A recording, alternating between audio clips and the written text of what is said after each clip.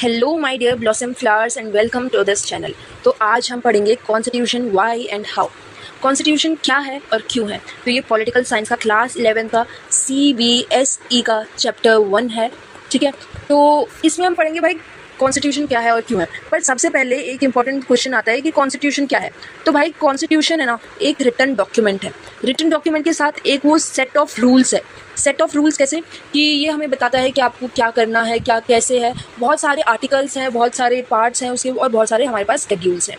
ठीक है, एक सिंपल भाषा में मैं समझाऊँ तो यार कॉन्स्टिट्यूशन को समझने का है ना, एक सिंपल है कि उसके 4 फीचर होते हैं। अब 4 फीचर को मैं ईजिली आपको बताऊं तो देखो, कॉन्स्टिट्यूशन आपको सेफ्टी प्रोवाइड कर पाता है। कॉन्स्टिट्यूशन रूल्स देता है, आपको नॉलेज देता है कि आपके लिए क्या सही है क्या गलत है। ठीक है, आपको अश्योरेंस देता है। ठीक है, नॉलेज और अश्योरेंस लिंक्ड है। लिंक्ड कैसे है? क्योंकि आपके पास नॉलेज आई उसके बाद आपको विश्वास भी देता है कि भाई ये रूल्स है ना, ये काम करेंगे। कुछ आए ना आए ज़िंदगी में आपके काम, आपके कॉन्स्टिट्यूशन ज़रूर आएगा।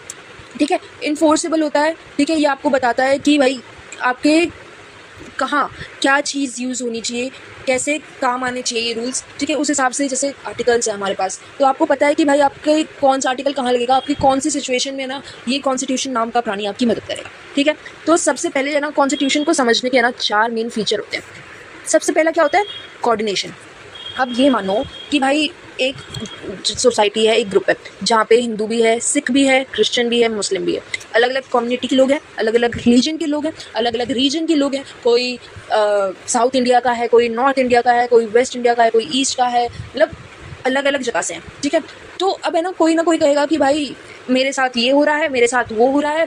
ठीक है, मेरे को ऐसे नहीं मिल रहा है, मेरे को वैसे नहीं मिल रहा है। तो कॉन्स्टिट्यूशन क्या हेल्प करता है? आपके बीच में कोऑर्डिनेशन बनाता है कि भाई आप चिंता मत करो, सबके लिए हमारे पास कुछ ना कुछ उपाय है, कुछ ना कुछ रूल्स है। बूढ़े के लिए अलग है, जवान के लिए अलग है, एक अडल्ट के लिए अलग है। मतलब सबके लिए, जैसे आपने सुना होगा ना, कोई गुनाह करता है तो एक बच्चे के लिए आपके पास जुवेनाइल होम्स है। ठीक है, अलग उसके लिए रूल्स है। पर वहीं वो जो गुनाह है वो एक बड़ा करता है तो उसके लिए हमारे पास रूल्स अलग है। तो सबके लिए एक अलग अलग रूल्स प्रोवाइड करता है। बेसिकली हमें सेफ्टी प्रोवाइड करता है कि भाई कोई अगर मेजोरिटी से है ना और कोई माइनॉरिटी से, तो माइनॉरिटी को कहीं ये ना लगे कि भाई मेरे साथ अत्याचार हो रहा है, मेरे साथ दुराचार हो रहा है, मैं तो यहाँ पे फंस गया इस देश में आके। तो कॉन्स्टिट्यूशन आपको कहते हैं वेट भाई आप चिंता मत करो, हम आपको सेफ्टी प्रोवाइड करेंगे।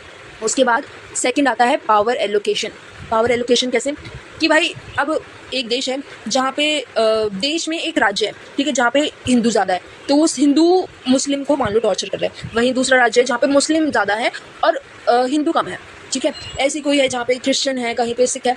और फिर कहीं पे आता है कि कहीं पे टीचर जो है टीचर ज़्यादा है, कहीं पे आता है कोई पायलट ज़्यादा है, कोई लॉयर ज़्यादा है, या फिर अलग अलग ऑक्यूपेशन के लोग हैं। ठीक है, तो अब है ना ये सारा टंटा ही खत्म कर दिया। कैसे कि है ना, कॉन्स्टिट्यूशन ने कहा भाई आप लड़ो मत, आप कुछ मत करो, आपके पास है गवर्नमेंट। गवर्नमेंट क्या करती है? जैसे आपके MP हो गए, PM हो गए, CM हो गए, आपके प्रेसिडेंट हो गए, ये सब लोग आपके क्या काम करेंगे? अलग अलग लेवल्स पे हैं कि ये आपकी मदद करेंगे कि इस लेवल का काम ये काम आदमी करेगा, इस लेवल का काम ये आदमी करेगा। तो कॉन्स्टिट्यूशन है ना पावर एलोकेट कर दी, तो सारा फंडा ही खत्म, कोई लड़ाई झगड़ा नहीं। PM नहीं बोलेगा कि CM तू छोटा, CM नहीं बोलेगा MP तू छोटा। ठीक है, सबको अपने अपने हिस्से का काम बोल दिया और कोई भी कंप्लीट नहीं है अपने में, सब एक दूसरे को कंप्लीट बनाते हैं।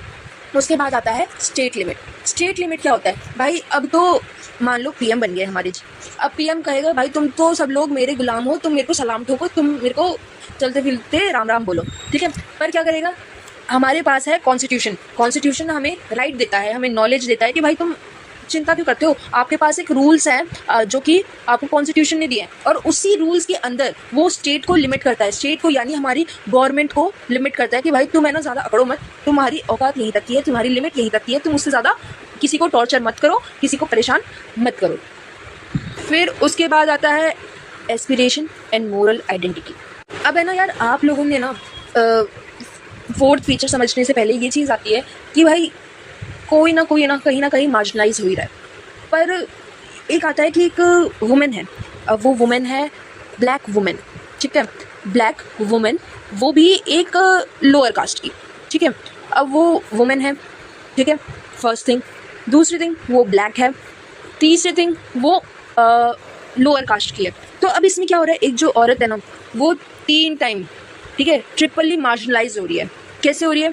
वो पहली चीज़, वो एक आदमी से मार्जिनलाइज हो रही है, एक आदमी उसे दबा रहा है। दूसरा, वो उसकी कलर बेस पे मार्जिनलाइज हो रही है। ठीक है, बेसिकली कहूँ तो एक साउथ अफ्रीकन वुमेन है। ठीक है, साउथ अफ्रीकन वुमेन का लेते हैं एग्जाम्पल, तो वो है ना यार अमेरिकन से मार्जिनलाइज हो रही है, ठीक है। वहीं पे इंडिया में कोई वो फेस के बेसिस पे, ठीक है, उसके जेंडर के बेसिस पे, उसकी अपीयरेंस के बेसिस पे वो मार्जिनलाइज हो रही है, उसे नीचे दिखाया जा रहा है। वहीं पे अगर वो लोअर कास्ट की है, उसकी कास्ट मतलब वर्ना सिस्टम सबको पता होगा, ठीक है, तो उसमें ब्राह्मण, क्षत्रिय, वैश्य और शूद्र 4 ये होते हैं वर्ना, ठीक है। तो अब उसमें जो लोअर कास्ट है, ठीक है, सबसे लोअर कास्ट है, उसे लोग कह रहे हैं कि भाई तू तो हमारे सामने मत था, तू ऐसे तू वैसे, तो उस बेचारी औरत को 3 बारी मतलब नीचे दिखाया जा रहा है, नीचे गिराया जा रहा है।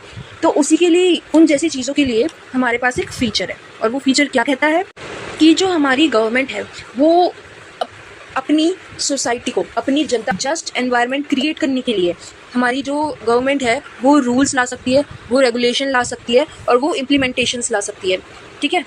अब एक चीज़, एक इम्पॉर्टेंट चीज़ इसमें से निकल के आई है, वो है इक्वलिटी और जस्टिस। बहुत से लोगों को ये कन्फ्यूजन रहती है इक्वलिटी और जस्टिस में क्या अंतर है। एक एग्जांपल लेते हैं, मान लीजिए हमारे पास 3 स्टूल्स हैं। एक पॉपुलर इमेज जो आजकल ट्रेंडिंग में चल रही है, आप सबने देखी होगी, उसी का एग्जांपल लेते हैं, ठीक है। वो 3 स्टूल्स हैं, और 3 स्टूल पे एक तो है एक लंबा आदमी, एक ओके डिसेंट हाइट का, और एक शॉर्ट बॉय, ठीक है। अब इसमें क्या हो रहा है, इक्वलिटी ये है कहीं पे खड़े हुए।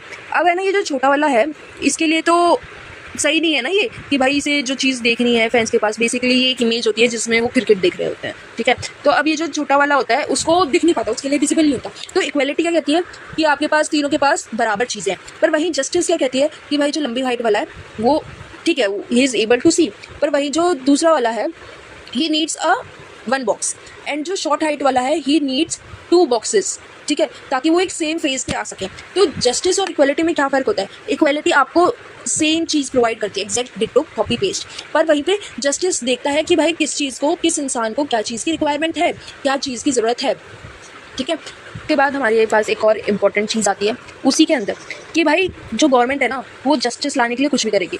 मतलब हमारे पास अलग अलग आर्टिकल्स हैं, अलग अलग रूल्स हैं, हमारे पास अलग अलग चीज़ें हैं, ठीक है। तो हमारी गवर्नमेंट का काम क्या है कि भाई एक जस्ट सोसाइटी क्रिएट करने के लिए बहुत सारी एमरजेंसीज़ हैं, बहुत सारी एमरजेंसीज़, आपको आगे चल के समझ आएगा कि एमरजेंसीज़ क्या है, कैसे हैं। तो उसके लिए हमारे पास कुछ नेशनल एमरजेंसी है, कुछ स्टेट एमरजेंसी है, कुछ फाइनेंशियल एमरजेंसी है। तो उन एमरजेंसीज़ में क्या होता है, जैसे कि उन फाइनेंशियल एमरजेंसीज़ में क्या होता है, जैसे कि अगर है ना कोई नेशंस के साथ कुछ गलत हो रहा है तो पूरे नेशन को ही बंद कर देते हैं कि भाई यहाँ पे है ना कुछ नहीं हो सकता, एक पॉज लग जाता है पूरे उसमें, ठीक है। वहीं पे स्टेट में क्या है, एक पर्टिकुलर रीजन, एक पर्टिकुलर एरिया में वहाँ पे बैन लगा देते कि जैसे कोविड के टाइम पे भी देखा था।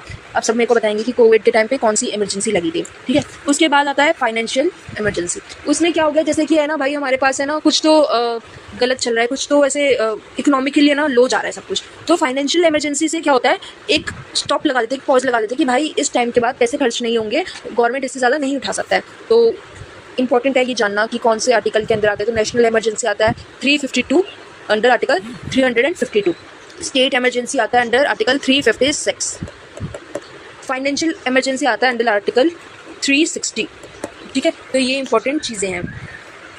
फिर उसके बाद हमारे पास अगला टॉपिक आता है कि हमारे जो कॉन्स्टिट्यूशन है उसे बनने में कितना समय लगा। तो जो हमारा कॉन्स्टिट्यूशन है उसे बनने में 2 साल 11 महीने और 18 दिन लगे, ठीक है। 2 साल 11 महीने 18 दिन, ऑलमोस्ट 3 साल लग गए भाई। मतलब प्रॉपर 3 साल तो नहीं, पर ऑलमोस्ट 3 साल लगे, ठीक है, हमारे कॉन्स्टिट्यूशन को बनने में, ठीक है। तो कॉन्स्टिट्यूशन तो है ना पहले ही क्रिएट हो चुका था।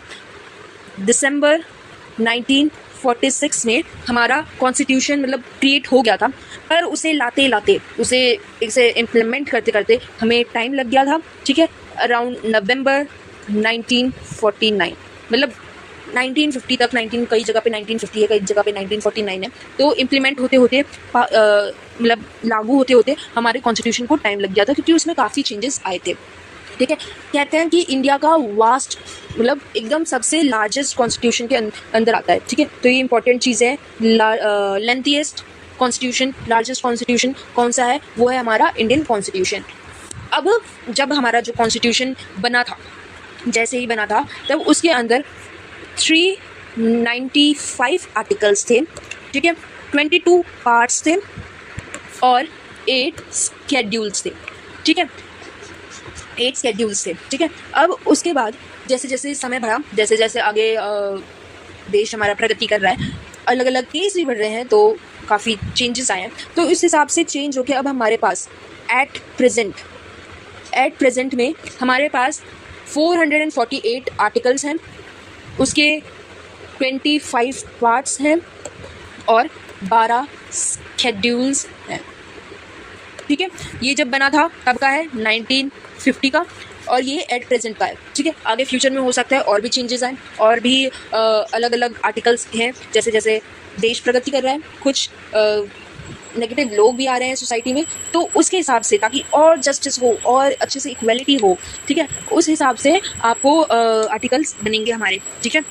अब आता है कि भाई जो हमारा कॉन्स्टिट्यूशन है, कैसे एक सुप्रीम, कि मतलब कोई इसके ऊपर क्वेश्चन, तो एक मतलब परफेक्ट जस्ट सोसाइटी बनाने के लिए ना सिर्फ एक गवर्नमेंट की, और नहीं, गवर्नमेंट के साथ साथ इक्वली सोसाइटी भी रिस्पॉन्सिबल है एक जस्ट सोसाइटी बनाने के लिए, ठीक है। सोसाइटी खुद रिस्पॉन्सिबल है एक समान भाव लाने के लिए, कैसे, ठीक है। अब है ना यार, जब कॉन्स्टिट्यूशन बनता है ना, तो हमारी जो गवर्नमेंट है, हमारे जो जिन्होंने हमें कॉन्स्टिट्यूशन लिखा है, डॉक्टर B.R. अम्बेडकर, हमारे B.R. अम्बेडकर जी हैं, उन्होंने एक हमें रीजंस दिए कि भाई लोग इसको फॉलो करें। मान लो जैसे कि है ना यार, एक सोसाइटी है जहाँ पे हिंदू है, मुस्लिम है, तो मान लो कि हिंदू बहुत ज़्यादा है और मुस्लिम बहुत कम है बेचारे, तो अब उसमें जो होगा, मुस्लिम में लड़कियाँ ही लड़कियाँ बहुत है अब, ठीक है, गर्ल पावर बहुत ज़्यादा है, पर वही हिंदू में बॉयज़ ज़्यादा है।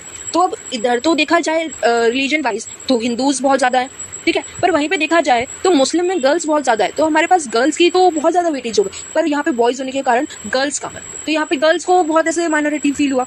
तो ऐसा कुछ ना कुछ, कहीं ना कहीं तो किसी ना किसी को माइनॉरिटी फील करना ही पड़ेगा। जेंडर नहीं तो भाई ऑक्यूपेशन से होगा, ऑक्यूपेशन से नहीं तो रीजन से होगा, रीजन से नहीं तो रिलीजन से होगा, किसी ना किसी कारण से तो मतलब डिस्क्रिमिनेशन आ ही जाएगा। तो वो डिस्क्रिमिनेशन ना हो, सब इक्वल फेस पे रहे। इसके बाद बैलेंस बनाने के बाद हमारे जो कॉन्स्टिट्यूशन असेंबली के बारे में बात आती है। अब ये तो सबको पता है कि भाई कॉन्स्टिट्यूशन बनाने के लिए 2 साल 11 महीने और 18 दिन लगे हैं, ठीक है। तो अब इस लंबे प्रोसीजर में क्या चीज़ है, क्या है जो है ना, मतलब कैसे बनाया एक अकेला आदमी, तो मतलब हाँ, हमारे B.R. अम्बेडकर जी ने बहुत ज़्यादा इनिशिएटिव लिया है, पर उसके अलावा जो हमारी कॉन्स्टिट्यूएंट असेंबली है, उन्होंने भी बहुत ज़्यादा योगदान दिया है। तो सबसे पहले इंपॉर्टेंट चीज़ आती है कि कॉन्स्टिट्यूशन ड्राफ्ट कब हुआ था। तो कॉन्स्टिट्यूशन ड्राफ्ट हुआ था 1946 में, ठीक है, दिसंबर 1946 में ड्राफ्ट हुआ था। उसके बाद धीरे धीरे बहुत सारा टाइम लगा, बहुत सारे और भी चीज़ें ऐड ऑन हुई, तो जिसके कारण इसे इम्प्लीमेंट होते हुए नवंबर 1949 तक टाइम लगा, ठीक है। और इसके बीच में बहुत सारे अप्स एंड डाउन्स आए, बहुत सारी चीज़ें आई, ठीक है। उसके बाद हमारे पास आता है कि जो कॉन्स्टिट्यूशन है बहुत सारे लोगों ने बनाया, कॉन्स्टिट्यूएंट असेंबली ने बनाया, पर उसके अलावा भी हमें और भी चीज़ों की ज़रूरत पड़ी। वो और भी चीज़ें क्या थी, जो हमारा कॉन्स्टिट्यूशन है, हमारा जो इतना बड़ा वाइड कॉन्स्टिट्यूशन है, उसके लिए हमें हमारी कॉन्स्टिट्यूशन की ना एक बात सबसे बेस्ट है। वो बात सबसे बेस्ट क्या है कि कॉन्स्टिट्यूशन ने अपने पे ही नहीं कि भाई मैं हूँ और मैं ऐसे ही रहूँगा करके, हमारी जो गवर्नमेंट है, हमारी जो कॉन्स्टिट्यूएंट असेंबली है, हमारे एक सोसाइटी को एक परफेक्ट बेटर सोसाइटी बनाने के लिए, जो मैंने स्टार्टिंग में क्वेश्चन करा था कि भाई ऐसा क्या है कि कॉन्स्टिट्यूशन इतना बढ़िया कैसे, इतना बेस्ट कैसे, तो उसमें से एक रीज़न ये है कि भाई कॉन्स्टिट्यूशन बेटर कैसे, कॉन्स्टिट्यूशन इतना एफिशिएंटली वर्क कैसे कर रहा है। तो हमारी जो गवर्नमेंट है ना, उन्होंने क्या काम किया है, उन्होंने अलग अलग जगह से, ठीक है, थोड़ा थोड़ा कॉन्स्टिट्यूशन का सबका, जैसे ब्रिटिश कॉन्स्टिट्यूशन से हमने कुछ लिया, आयरिश कॉन्स्टिट्यूशन से कुछ लिया, US कॉन्स्टिट्यूशन से हमने कुछ लिया, और फ्रेंच से और कैनेडियन कॉन्स्टिट्यूशन से। इन कॉन्स्टिट्यूशन से ना हमने कुछ ना कुछ आइडियाज़ लिया है, ठीक है। तो सबसे पहले हम देखते हैं ब्रिटिश कॉन्स्टिट्यूशन में। तो ब्रिटिश कॉन्स्टिट्यूशन में एक है पार्लियामेंट्री फॉर्म और first pass the post rule of law.